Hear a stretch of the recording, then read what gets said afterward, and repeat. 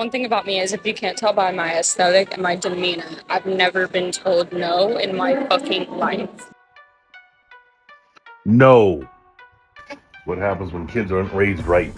I just got done spending 3 hours at the Apple store. Listen, you narcissistic, spoiled little brat. There are 2 billion active Apple users in the world, divided by 526 stores. That is 3,802,281 people per store. And you walk into Grand Central, New York, on a Saturday with no appointment, and you're complaining about a 3-hour wait. I'm lucky if I don't have a 3-hour wait at my location in Calgary, Alberta.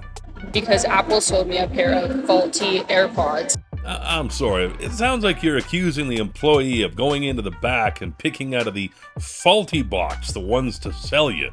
You're aware Apple sells hundreds of thousands of products a day, and there's liable to be 1 or 2 defectives in that batch, and we're very sorry that you got the defective ones. If they were all perfect, I wouldn't have a job, would I? It was determined by the diagnostic test that the AirPods were having a manufacturing issue and that it was not user error. Sounds like they did their due diligence, tested the product, and found out it was defective. Good luck doing that with a Samsung or a Pixel product. And then they were like, but just kidding, like, we can't replace them. So I told the guy, I was like, look, you're really cool, like, this is nothing personal, but at this point and where we're at, I'm going to start getting louder and fucking louder until the point where I'm literally screaming until I get what I want, which is either a new pair of AirPods or for mine to get fixed. Plain and simple. I didn't feel like anyone was taking me seriously, but anyway, so my new AirPods come in 3 days, and I'm so excited to finally have AirPods that fucking work. Sounds like to me that you just wove a little tale there for social media clout.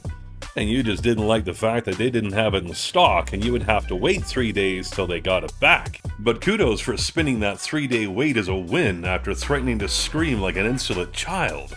Their behavior really reminds me of one of my favorite scenes ever. This is the view as far as I can remember, madam. Yes, this is it. When I pay for a view, I expect something more interesting than that. That is Torquay, madam. But it's not good enough.